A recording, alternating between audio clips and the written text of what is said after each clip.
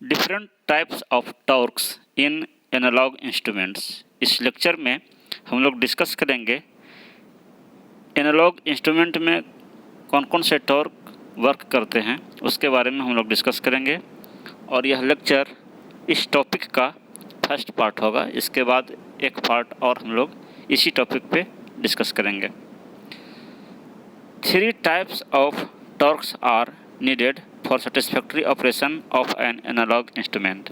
किसी analog instrument के satisfactory operation के लिए 3 प्रकार के टॉर्क की आवश्यकता होती है। पहला है डिफ्लेक्टिंग टॉर्क, दूसरा है कंट्रोलिंग टॉर्क और तीसरा है damping torque. Any instruments deflection is found by the total effect of the deflecting torque, controlling torque and damping torque। यानी किसी भी इंस्ट्रूमेंट का जो डिफ्लेक्शन है वो इन तीनों टॉर्क्स का टोटल इफेक्ट होता है। Total effect of deflecting torque, controlling torque and damping torque. अब हम लोग डिस्कस करते हैं डिफ्लेक्टिंग टॉर्क क्या है। The torque responsible for the deflection of pointer in the instrument is called deflecting torque। यानी कि इंस्ट्रूमेंट में पॉइंटर के डिफ्लेक्शन के लिए जो टॉर्क रिस्पॉन्सिबल है वो आपका डिफ्लेक्टिंग टॉर्क कहलाता है। Its value is dependent upon the electrical signal to be measured. यानी कि जो डिफ्लेक्टिंग टॉर्क है उसका वैल्यू जिस सिग्नल को, इलेक्ट्रिकल सिग्नल को मेजर किया जा रहा है उसके वैल्यू पे डिपेंड करता है। यानी कि अगर वैल्यू जिस क्वांटिटी को मेजर किया जा रहा है उसका वैल्यू अगर ज़्यादा होगा तो हमारा डिफ्लेक्टिंग टॉर्क भी ज़्यादा होगा।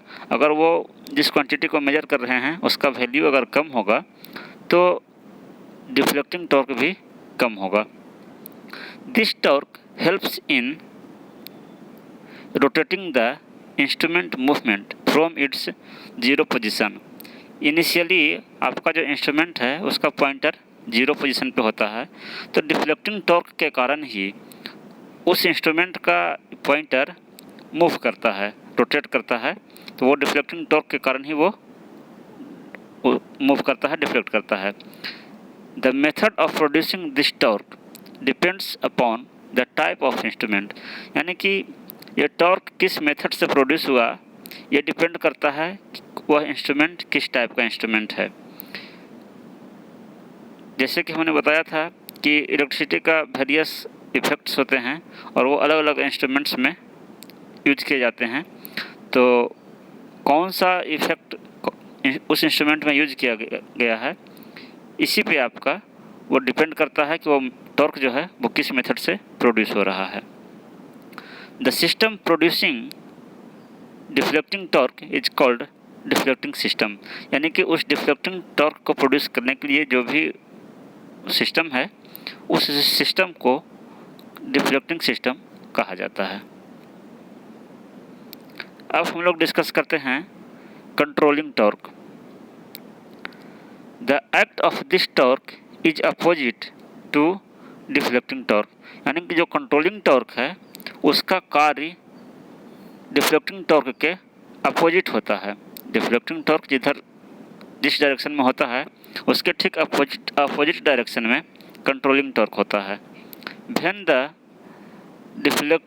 Deflecting and controlling torques are equal in magnitude the movement will be in definite position और इन इक्विलिब्रियम। यानी जिस समय डिफ्लेक्टिंग टॉर्क और कंट्रोलिंग टॉर्क दोनों इक्वल हो जाएंगे मैग्नीट्यूड में, वहीं पे आपका पॉइंटर जो है वो इक्विलिब्रियम में, संतुलन में स्थिर हो, वहीं पे आपका जो पॉइंटर है वो इक्विलिब्रियम में हो जाएगा। वहीं पे आपका वो डिफ्लेक्शन शो करेगा। जिस समय वो आपका पॉइंटर स्थिर होगा, इक्विलिब्रियम में होगा, उस समय कंट्रोलिंग टॉर्क और डिफ्लेक्टिंग टॉर्क इक्वल होते हैं। The system which produces the controlling torque is called controlling system.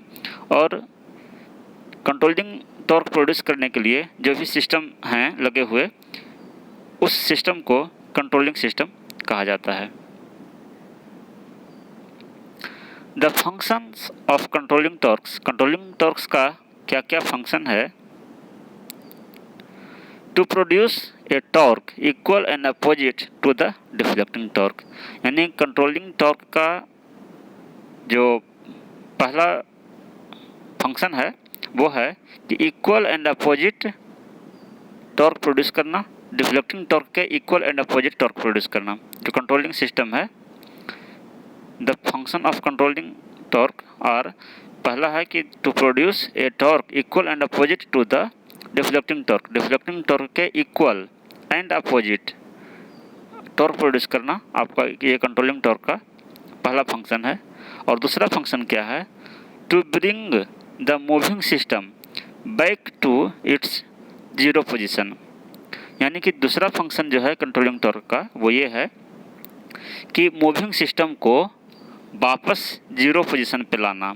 When deflecting torque is vanished, यानी जब डिफ्लेक्टिंग टॉर्क जब समाप्त हो गया, डिफ्लेक्टिंग टॉर्क जब नहीं है, यानी कि जिस क्वांटिटी को मेजर कर रहे हैं वो हमने डिस्कनेक्ट कर दिया, तो उस पॉइंटर को वापस जीरो पोजीशन पे लाने के लिए कंट्रोलिंग टॉर्क की आवश्यकता पड़ती है। The controlling torque is provided by A spring और समटाइम्स बाई ग्रेविटी, यानी कि कंट्रोलिंग टॉर्क जो प्रोवाइड किया जाता है किसी भी इंस्ट्रूमेंट में वो दो तरीके से प्रोवाइड किया जाता है, या तो स्प्रिंग लगा करके या बाई ग्रेविटी का यूज़ करके। ग्रेविटी कहने का मतलब है कि गुरुत्व बल, यानी कुछ वेट लगा करके, कुछ वेट लगाने से भी कंट्रोलिंग टॉर्क प्रोड्यूस होता है। तो दो तरीके से कंट्रोलिंग टॉर्क किसी भी मेजरिंग इंस्ट्रूमेंट में प्रोवाइड किए जाते हैं। तो पहले हम स्प्रिंग कंट्रोल के बारे में डिस्कस करते हैं। In spring control method, two hair springs are attached to the moving system, यानी कि जिस इंस्ट्रूमेंट में स्प्रिंग कंट्रोल मेथड यूज किया गया है उसमें दो हेयर स्प्रिंग जो स्पाइरल होते हैं, स्पाइरल शेप में होते हैं, तो दो आपके हेयर स्प्रिंग मूविंग सिस्टम में अटैच किए जाते हैं फॉर कंट्रोलिंग पर्पस के लिए। The spring is usually made of phosphor bronze, यानी कि वो जो आपका स्प्रिंग है वो फॉस्फर ब्रोंज मटेरियल का बना हुआ होता है।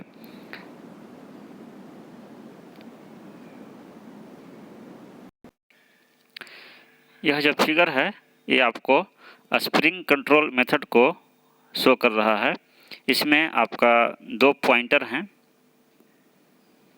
इसमें आपका दो स्प्रिंग हैं, एक स्प्रिंग ए है और एक स्प्रिंग बी है। और ये आपका स्प्रिंग जो है ये स्पिंडल पे लगे हुए हैं, ये स्पिंडल है। स्पिंडल ये आपका मूविंग सिस्टम है, ये मूव करता है, रोटेट करता है, और इसी स्पिंडल पे आपका ये पॉइंटर लगा हुआ होता है। और जब आपका स्पिंडल मूव करता है तो आपका ये पॉइंटर भी मूव करता है। और ये आपका कैलिब्रेटेड स्केल है जहाँ पे की रीडिंग शो होती है। और आपका ये बैलेंस वेट है, यानी पॉइंटर को बैलेंस करने के लिए उसके पीछे एक वेट लगा हुआ होता है हल्का, तो उस बैलेंस वेट कहते हैं। और ये ड्यूअल बेयरिंग एक है। ड्यूअल बेयरिंग का काम है कि जब स्पिंडल मूव करता है तो उसको वियर एंड टियर से रोकने के लिए, यानी कि उसको घिसने से रोकने के लिए या कम से कम घिसे, तो इसके लिए ड्यूअल बेयरिंग का प्रयोग किया जाता है। तो ये आपका ड्यूअल बेयरिंग है। तो जब डिफ्लेक्शन जब होता है, जब आपका पॉइंटर जब डिफ्लेक्ट करता है तो ये जो स्प्रिंग है आपको कंट्रोलिंग टॉर्क प्रोवाइड करता है, यानी उस डिफ्लेक्टिंग टॉर्क को कंट्रोल करता है। और जब डिफ्लेक्टिंग टॉर्क जब जीरो हो जाता है तो वापस इस पॉइंटर को जीरो पोजीशन पे लाया जाता है, वह स्प्रिंग के द्वारा ही लाया जाता है। To employ spring control in an instrument following requirements are essential, यानी कि किसी भी इंस्ट्रूमेंट में स्प्रिंग कंट्रोल यूज करने के लिए निम्नलिखित रिक्वायरमेंट जो है वो ज़रूरी है। पहला है कि the spring should be non magnetic, जो स्प्रिंग है वो नॉन मैग्नेटिक होना चाहिए। दूसरा, the spring should be free from mechanical stress, यानी जो स्प्रिंग है उस पर किसी प्रकार का मैकेनिकल स्ट्रेस नहीं हो, प्रेशर नहीं हो। तीसरा, the spring should have a small resistance sufficient cross sectional area, यानी जो स्प्रिंग यूज हो उसका रेजिस्टेंस स्मॉल हो और क्रॉस सेक्शनल एरिया जो है वो सफिशिएंट हो। और चौथा जो है, it should have low resistance temperature coefficient, यानी जो स्प्रिंग है उसका टेम्परेचर कोफिशिएंट कम होना चाहिए।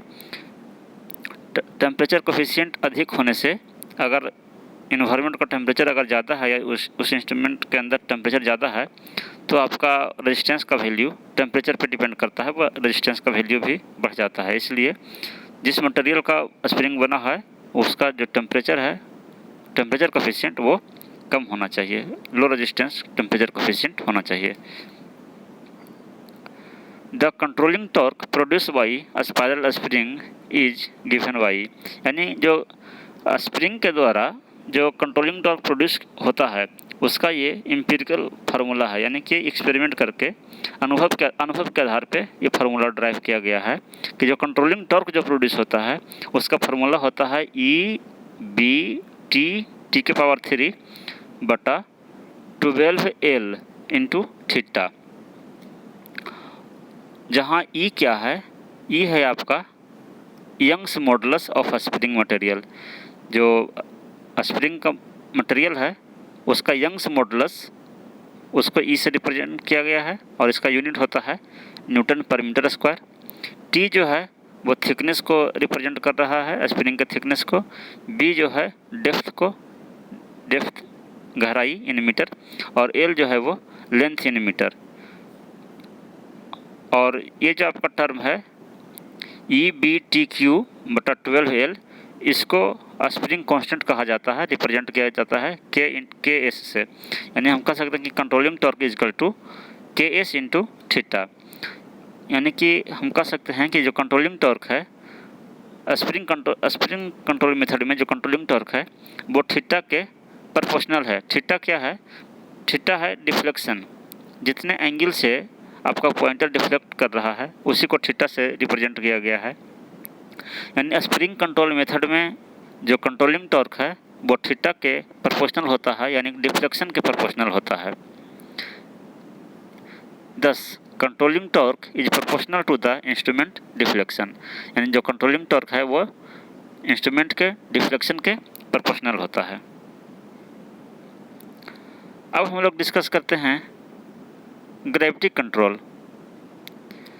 This type of control consist of a small weight attached to the moving system, यानी ग्रेविटी कंट्रोल मेथड जिस इंस्ट्रूमेंट में यूज किया जाता है उसमें एक स्मॉल वेट उस मूविंग सिस्टम में अटैच किया जाता है। व्हिच पोजीशन इज एडजस्टेबल, यानी और उसका पोजीशन है, जो वेट का पोजीशन है वो एडजस्टेबल होता है।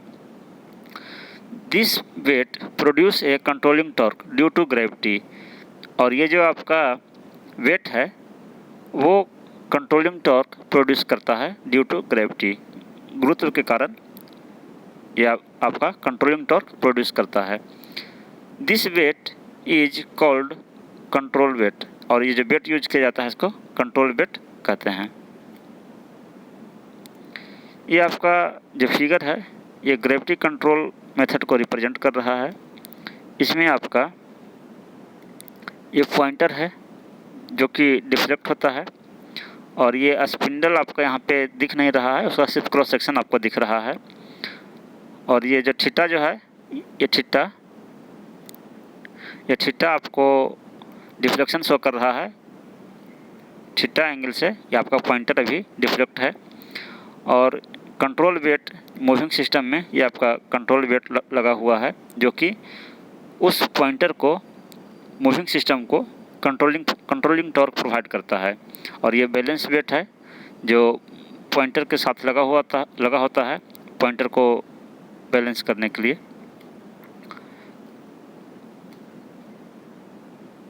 उसी फिगर का ये आपका इक्विवेलेंट सर्किट है कि जब आपका पॉइंटर जीरो पोजीशन से डिफ्लेक्ट हो गया, जीरो पोजीशन से मान लीजिए कि ये पोजीशन जो है ये जीरो पोजीशन को शो कर रहा है, तो जब जीरो पोजीशन से आपका पॉइंटर थीटा एंगल से डिफ्लेक्ट हो गया तो उस केस में जो टोटल वेट है वो आपका उसका दो कंपोनेंट हो जाएंगे। एक जो आपका हॉरिजॉन्टल कंपोनेंट है वो आपका W cos थीटा होगा और जो वर्टिकल कंपोनेंट है वो W sin थीटा होगा। तो कंट्रोलिंग टॉर्क जो प्रोवाइड होता है वो आपका W sin थीटा जो कंपोनेंट है उसके द्वारा आपको कंट्रोलिंग टॉर्क प्रोवाइड होता है। और ये L जो है ये आपका लेंथ है सेंटर से लेकर, और सेंटर से ये आपका डिस्टेंस है। द फिगर 2.1 जो अभी फिगर दिखाए थे shows the gravity control system, gravity control system को शो कर रहा है। At the zero position of the pointer the controlling torque is zero, यानी कि जब पॉइंटर जीरो पोजीशन पे होगा उस समय कंट्रोलिंग टॉर्क जीरो होगा। This position is shown as position A of the weight in figure 2.2। जो सेकंड वाला फिगर था उसमें जो ए पोजीशन था वो आपका जीरो पोजीशन को शो कर रहा था। If the system deflects the weight position also changes, यानी कि जब आपका सिस्टम डिफ्लेक्ट करता है, पॉइंटर डिफ्लेक्ट करता है तो वेट का पोजीशन भी चेंज हो जाता है, वेट का इफेक्ट भी चेंज हो जाता है, जैसा कि फिगर में अभी आपने देखा। The system deflects through an angle theta, जो सिस्टम है वो मान लिया कि थीटा एंगल से डिफ्लेक्ट किया। The control weight act at A distance L from the centre, जो कंट्रोल वेट है वो सेंटर से L डिस्टेंस पे एक्ट कर रहा है। The component W sin theta of this weight, उस वेट का दो कंपोनेंट था W sin थीटा और W cos थीटा। तो जो W sin थीटा वेट है, वेट का कंपोनेंट है, tries to restore the pointer back to zero position. ये W sin थीटा जो कंपोनेंट है, वेट का जो कंपोनेंट है, वो पॉइंटर को वापस जीरो पोजीशन पे लाने का कोशिश करता है। This is nothing but controlling torque, और यही आपका W sin थीटा जो है वो कंट्रोलिंग टॉर्क है। Thus controlling torque is equal to W sin theta into L, यानी कि आप जानते हैं कि टॉर्क इक्वल टू होता है फोर्स इंटू डिस्प्लेसमेंट होता है। तो W sin थीटा आपका फोर्स है जो कि आपको उसको पॉइंटर को जीरो पोजीशन पे लाने की कोशिश कर रहा है, और L जो है वो डिस्टेंस है। तो फोर्स इंटू डिस्टेंस इसी को टॉर्क कहा जाता है। तो यानी कि आपका ग्रेविटी कंट्रोल में जो कंट्रोलिंग टॉर्क है उसका फार्मूला होता है W sin theta into L, जहाँ थीटा वो डिफ्लेक्शन है कि कितने एंगल से डिफ्लेक्शन हुआ है, और W जो है वो कितना वेट लगाया गया है वो वेट है, और L आपका वो वेट का सेंटर से डिस्टेंस है।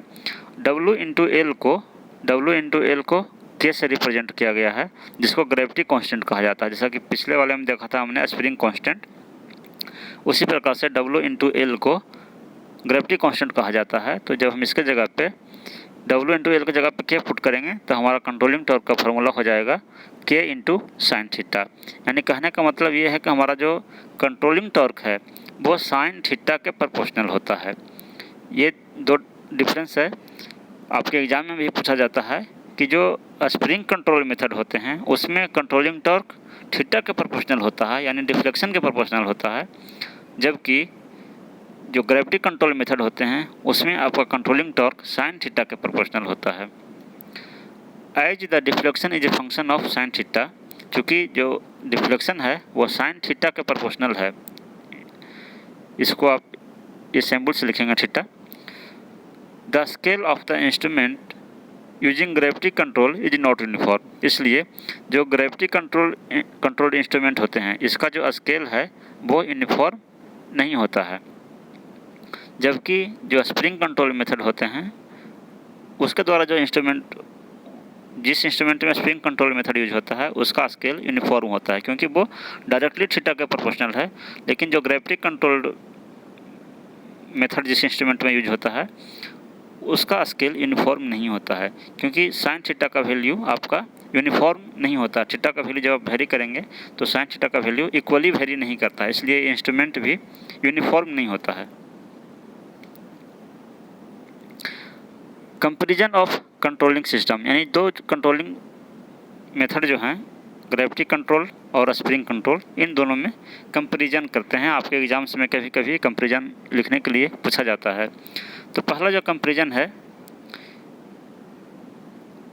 ग्रेविटी कंट्रोल में, adjustable small weight is used, यानी जो ग्रेविटी कंट्रोल मेथड है उसमें कंट्रोलिंग टॉर्क प्रोड्यूस करने के लिए स्मॉल वेट यूज किया जाता है, जबकि स्प्रिंग कंट्रोल मेथड में कंट्रोलिंग टॉर्क प्रोड्यूस करने के लिए स्प्रिंग यूज किया जाता है, हेयर स्प्रिंग यूज किया जाता है।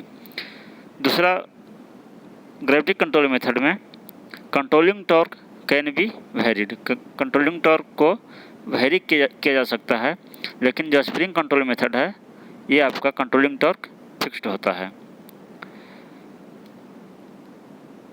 The performance is not temperature dependent, जो ग्रेविटी कंट्रोल मेथड होते हैं इसमें चूँकि कोई मेटल पार्ट नहीं यूज होता है, कोई मेटल नहीं यूज होता है कंट्रोलिंग के लिए, इसलिए इसका जो परफॉर्मेंस है वो टेम्परेचर पर डिपेंड नहीं करता है।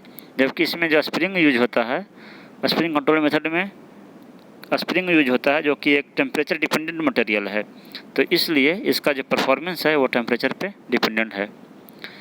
चौथा है the scale is non uniform, gravity control में स्केल नॉन यूनिफॉर्म होता है, यूनिफॉर्म नहीं होता है, और जो स्प्रिंग कंट्रोल है उसमें आपका स्केल यूनिफॉर्म होता है। पाँचवा है the controlling torque is proportional to sine theta, यानी ग्रेविटी कंट्रोल मेथड में जो कंट्रोलिंग टॉर्क है वो साइन थीटा के प्रोपोर्शनल होता है, जबकि स्प्रिंग कंट्रोल मेथड में जो कंट्रोलिंग टॉर्क है वो थीटा के प्रोपोर्शनल होता है। 6 point, the reading can be taken accurately, gravity control method में जो रीडिंग है, हाँ, the reading can not be taken accurately, जो ग्रेविटी कंट्रोल मेथड का जो इंस्ट्रूमेंट होता है उसमें रीडिंग को एक्यूरेटली नहीं, उतना एक्यूरेट नहीं है जितना कि आपका स्प्रिंग कंट्रोल मेथड है। स्प्रिंग कंट्रोल मेथड का रीडिंग जितना एक्यूरेट है उतना एक्यूरेसी आपका ये ग्रेविटी कंट्रोल मेथड में नहीं है। 7th point, the system must be used in vertical position only, यानी कि जो ग्रेविटी कंट्रोल मेथड है इसको आपको यह सिर्फ वर्टिकल पोजीशन में ही आप यूज कर सकते हैं, हॉरिजॉन्टल पोजीशन में यूज नहीं कर सकते हैं। और जो आपका स्प्रिंग कंट्रोल मेथड है इसको आप दोनों पोजीशन में यूज कर सकते हैं, वर्टिकल पोजीशन में भी और हॉरिजॉन्टल पोजीशन में भी। 8 number point, proper levelling is required for gravity control, gravity control के लिए आपको प्रॉपर लेवलिंग की ज़रूरत है, यानी कि आप ऊंचे नीचे जगह पे इंस्ट्रूमेंट को नहीं रख सकते हैं। और जो स्प्रिंग कंट्रोल मेथड है इसके लिए लेवलिंग की कोई ज़रूरत नहीं है। 9th पॉइंट, ग्रेविटी कंट्रोल जो है वो सिंपल है, चीप है, सस्ता है, बट डेलिकेट है। और आपका जो स्प्रिंग कंट्रोल है वो सिंपल है, रिजिड है, बट कॉस्टलियर है।